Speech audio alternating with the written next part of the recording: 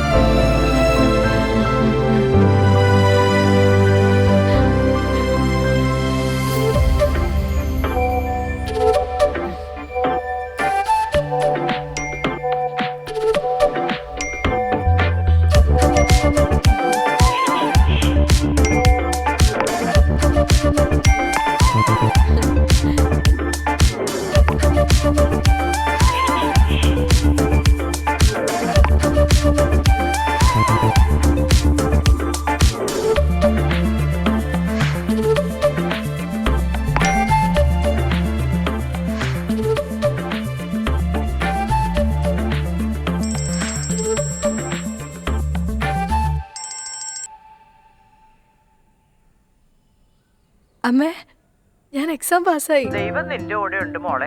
ഞാൻ നന്നായി ഉള്ളൊരുക്കി പ്രാർത്ഥിച്ചായിരുന്നു. ഇത് കാണാൻ അച്ഛനില്ലല്ലോ എന്നുള്ള ഒറ്റ സങ്കടം മാത്രമേ എനിക്കുള്ളൂ. അമ്മ, എനിക്ക് കോൾ വരുന്നു. ഞാൻ അങ്ങോട്ട് വിളിക്കാവേ. ആ മോളെ, ശരി. ശരി. ഹലോ, എൻ്റെ പേര് രാം പ്രസാദ്. ഞാൻ ആസ്പിറൻസ് എന്ന് പറഞ്ഞ യൂട്യൂബ് ചാനൽ റൺ ചെയ്യുന്നുണ്ട്. സീതാലക്ഷ്മി അല്ലേ? അതെ. എനിക്കൊരു ഇന്റർവ്യൂ വേണമായിരുന്നു. ബുദ്ധിമുട്ടാവില്ലെങ്കിൽ? അതിനെന്താ, വൈ നോട്ട്. ഓ, thank you so much. Thank U.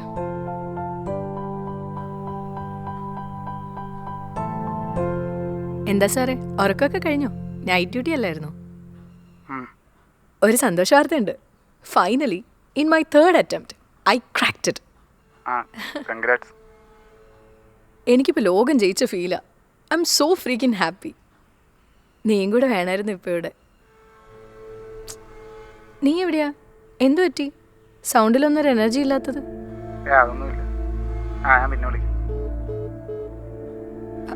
Hello,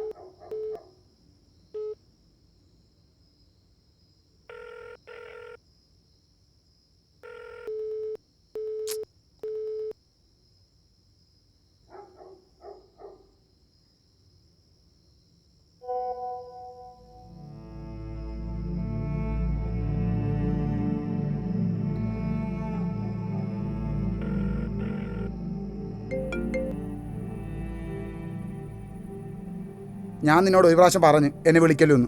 പിന്നെ എന്തിനാ ചുമ്മാ കിടന്ന് വിളിക്കുന്ന? എഡ്വിൻ, ഇത് വല്ല പ്രാങ്കും ആണോ? ആണെങ്കിൽ അത് എൻജോയ് ചെയ്യാൻ പറ്റുന്ന മൂഡിലല്ല കേട്ടോ ഞാൻ. എനിക്ക് ബ്രേക്കപ്പ് വേണം. എടാ, ഞാനൊന്ന് രാവിലെ തൊട്ട് ശ്രദ്ധിക്കുന്ന. എന്താ കാര്യം എന്തെങ്കിലും അറ്റ്ലീസ്റ്റ് പറ. എനിക്ക് ഇൻഫീരിയോറിറ്റി കോംപ്ലക്സ് ആണെന്ന് എഴുതിക്കോ, അത്രേ ഉള്ളൂ. എന്ത് ഇൻഫീരിയോറിറ്റി കോംപ്ലക്സ്? ഇതെപ്പം മുതലാ തുടങ്ങിയത്? കൂടുതൽ ചോദ്യമൊന്നും വേണ്ട, നീ കാര്യം പറ. ഹലോ ഹലോ,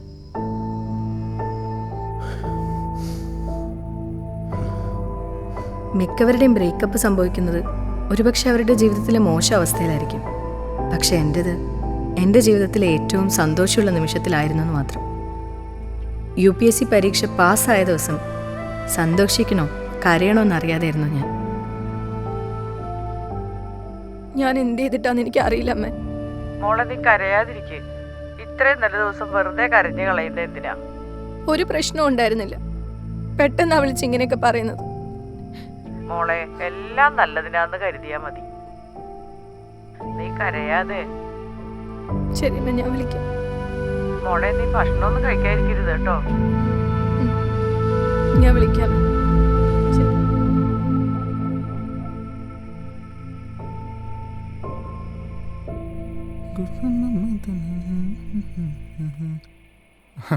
അളിയാ, ഞാനേ ഒരു കാര്യം ചിന്തിക്കുമായിരുന്നു. ഈ പഠിക്കാൻ ബുദ്ധിയുള്ള പിള്ളേരല്ലേ, ഇവന്മാരെങ്ങനെയെങ്കിലും പഠിച്ച് ഇവന്മാർ രക്ഷപ്പെടും. പിന്നെ ഈ പഠിക്കാൻ ബുദ്ധിയില്ലാത്ത പിള്ളേർ പക്ഷേ വീട്ടിൽ കാശുണ്ട്, ഇവന്മാർ കെട്ടിയെടുക്കും നേരെ അബ്രോഡ്.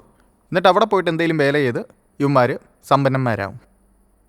ഇവിടെയാണ് പഠിക്കാനുള്ള ബുദ്ധിയില്ല, വീട്ടിലാണ് കട്ട ദാരിദ്ര്യം. അളിയ എന്തൊരു ജീവിതമാണെന്ന് ഓർക്കുന്നത്. അളിയ അടുത്ത മാസമെങ്കിലും നല്ലൊരു സ്ഥിരവരുമാനമുള്ള ജോലി കിട്ടിയില്ലെങ്കിൽ എൻ്റെ പൊന്നളിയ നമ്മൾ രണ്ടുപേരും അടപടലം മൂഞ്ചും. ഓർത്ത് വെച്ചോ ഡേയ്, ഓർത്ത് വെച്ചോ. ഇവനിതെന്തു പറ്റി ഡാ?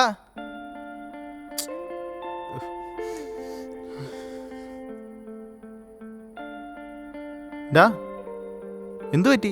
നിന്റെ മുഖം എന്താ ഇങ്ങനെ ഇരിക്കുന്നത്? ഞാൻ അവളായിട്ട് ബ്രേക്കപ്പ് ചെയ്തു. നിനക്കെന്താ വല്ല പ്രാന്തുണ്ടോ? അതിന് മാത്രം ഇപ്പം എന്താ ഉണ്ടായ?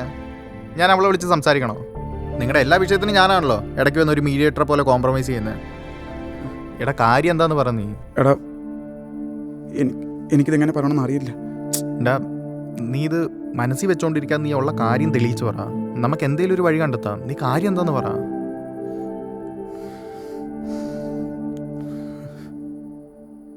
എടാ ഞാനീ പറയാൻ പോണ കാര്യം നീ ആരോടും പറയില്ല. എടാ നീ എന്നെ ഇന്നും ഇന്നലെയും കാണാൻ തുടങ്ങിയതാണോ? നീ കാര്യം എന്തായാലും തെളിയിച്ചു പറ. കാര്യം പറയളിയാ.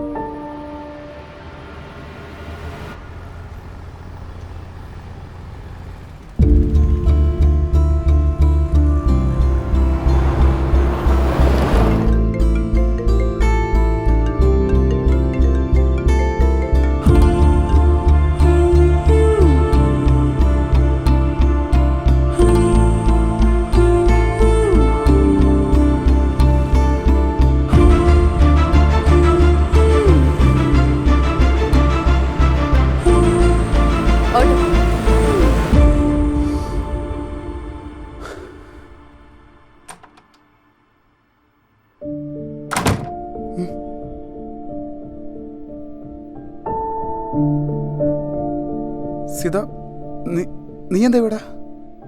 എഡ്വിൻ, നീ കാര്യം എന്താന്ന് പറ. കാര്യം ഞാൻ ഓൾറെഡി പറഞ്ഞതല്ലേ. അതല്ല കാര്യമെന്ന് എനിക്ക് അറിയാം എഡ്വിൻ. സത്യം എന്താ നീ പറയാതെ ഞാൻ ഇവിടുന്ന് ഒരു ഇഞ്ച് അനങ്ങത്തില്ല. നീ പോകാൻ നോക്ക്. അങ്ങനെ ഞാനിപ്പോൾ പോകുന്നില്ലെങ്കിലോ? എങ്കിൽ ഞാൻ പറയുന്ന ചെവി തുറന്ന് കേക്ക്. എനിക്ക് വയ്യോ മുന്നോട്ടൊരു നിറഞ്ഞപ്പൊടി ജീവിക്കുക. നിനക്കാണല്ല സമൂഹത്തിൽ നല്ല നിലയും വിലയും. എനിക്കൊരു ചാവാലിപ്പറ്റിയുടെ വില പോലുമില്ല. ഇതിലും ഭേദം സിംഗിളായിട്ട് ജീവിക്കുന്നേ. പയ്യപ്പയ്യ നിനക്ക് തോന്നി തുടങ്ങും നിന്റെ സ്റ്റാറ്റസിന് പറ്റിയ ഒരാൾ നിനക്ക് മതിയെന്ന്. അങ്ങനെ ഒരു ഏഴാങ്കുലി അവൻ എനിക്ക് വയ്യ. നീ ആദ്യം പറഞ്ഞത് നീ പറഞ്ഞു, പക്ഷെ നീ രണ്ടാമത് പറഞ്ഞത്. You don't fucking dare to judge me. നീയാണോ തീരുമാനിക്കുന്നത് ഞാൻ എന്താ ചിന്തിക്കുന്നതെന്ന്? നീ കൂടുതൽ ജസ്റ്റിഫിക്കേഷൻ ഒന്നും നടക്കണ്ട. കാര്യം അറിഞ്ഞല്ലോ, പോകാൻ നോക്ക്. എഡ്വിൻ, നീയാണോ എന്നോട് ഇങ്ങനെയൊക്കെ പറയുന്നത്? ഓക്കെ, എന്റെ UPSC കോച്ചിങ്ങിന് വേണ്ടിയിട്ട് നീ തന്ന 80,000 രൂപ അതെന്റെ ഫസ്റ്റ് സാലറിയിൽ ഞാൻ നിനക്ക് തിരിച്ചു തരും. അല്ലെങ്കിൽ എവിടെന്നെങ്കിലും കടം മേടിച്ചിട്ടായാലും ഞാൻ തരും. അത് മാത്രമേ ഉള്ളൂ നീയും ഞാനും തമ്മിലുള്ള ഇനിയുള്ള ബന്ധം. നീ കൂടുതൽ അഭിനയിക്കൊന്നും വേണ്ട. ഈ അഭിനയം നിർത്തിട്ടെ ഇവിടെ തുടങ്ങി പോകാൻ നോക്കടി. അഭിനയോ? നിന്നെ പോലെ നട്ടലില്ലാത്തൊരു മെയിൽ ഷോവനിസ്റ്റിനെ സ്നേഹിച്ചതിന് എനിക്ക് എന്നോട് എന്നെ പുച്ഛം തോന്നാം. ഇപ്പോഴെങ്കിലും നിന്റെ തനിനിറം മനസ്സിലായല്ലോ, അത് മതി. ഞാൻ ഇത്രയും നേരം നിങ്ങൾ പറയുന്നത് കേട്ടോണ്ടിരിക്കുമായിരുന്നു. എനിക്ക് ഇവളോട് കുറച്ച് കാര്യം പറയാനുണ്ട്. കാർത്തിക്, ഇത് ഞങ്ങളുടെ പേഴ്സണൽ കാര്യമോ, നീ ഇടപെടണ്ട. എടാ നീ മിണ്ടായിരിക്കും, നിനക്ക് നാണയില്ലേ? നീ ആരാ 90s നായകനോ? എല്ലാം മനസ്സിൽ ഒതുക്കി പിടിച്ചോണ്ട് നടക്കാൻ. നീ ആദ്യം പോയി നിന്റെ പുന്നാര തള്ളയോട് ചോദിച്ചു നോക്കി ഇവനെ വിളിച്ചെന്താ പറഞ്ഞെന്ന്. അവർ പറഞ്ഞു നിനക്ക് പുതിയൊരു ബന്ധത്തിന് താല്പര്യമുണ്ടെന്ന് ഇവനോട് പിന്മാറാനും. നീ തന്നെ ഓർത്തു നോക്കി, ഇവന് നിന്നോട് പറയാൻ പറ്റുമോ? ഇല്ലല്ലോ. ഇവനാണെങ്കിൽ ആ തള്ള പറഞ്ഞ എല്ലാം കേട്ട് മോൻ വെറുപ്പിച്ചോണ്ടിരിക്കുക. നിനക്ക് IAS കിട്ടിക്കഴിഞ്ഞപ്പോഴത്തേക്ക് ഇത്രയും നാളും നിന്റെ കാര്യമെല്ലാം നോക്കി നടന്ന് ഇവൻ വെറും പാഴ്. കൊള്ളാം. ഞാൻ പറയാനുള്ളതൊക്കെ പറഞ്ഞു. ഇനി ബാക്കിയൊക്കെ നിങ്ങളുടെ ഇഷ്ടം. ഇനി ഇതിന്റെ പേരിൽ എന്നോട് എന്തെങ്കിലും പ്രശ്നം ഉണ്ടെങ്കിൽ ആ പ്രശ്നമായിട്ട് ഇരുന്നോട്ടെ, ഞാൻ സഹിച്ച്. അല്ല പിന്നെ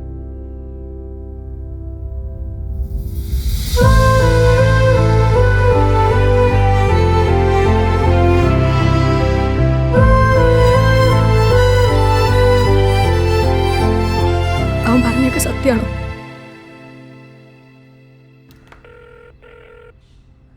അമ്മ എന്തിനാ എഡ്വിനോട് അങ്ങനെയൊക്കെ പറഞ്ഞത്? മോളെ നിന്റെ നല്ലൊരു ജീവിതത്തിന് വേണ്ടി അമ്മ, അവനില്ലാത്തൊരു നല്ല ജീവിതം എനിക്ക് വേണ്ട. അമ്മ അത് ആദ്യം മനസ്സിലാക്കണം. ഞാനിപ്പോ ആ പാവത്തിനോട് എന്തൊക്കെയാ പറഞ്ഞതെന്ന് അമ്മയ്ക്കറിയോ? മോളെ ഞാൻ പറയണ കേക്ക്.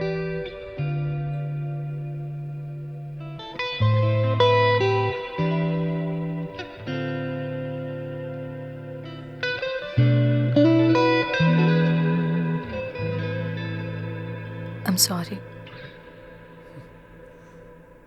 ആ ഒരു മൊമെൻറ്റിൽ ഞാനും നിന്നെ വെറുതെ സംശയിച്ച്. എന്തോ ഒരു ധൈര്യം വന്നില്ല നിന്നോടൊന്ന് ക്ലാരിഫൈ ചെയ്യാൻ. മൊത്തത്തിൽ കൺഫ്യൂസ്ഡ് ആയിപ്പോയി. സോറി. നീ ഇല്ലാത്തൊരു നല്ല ജീവിതം എനിക്ക് വേണ്ട.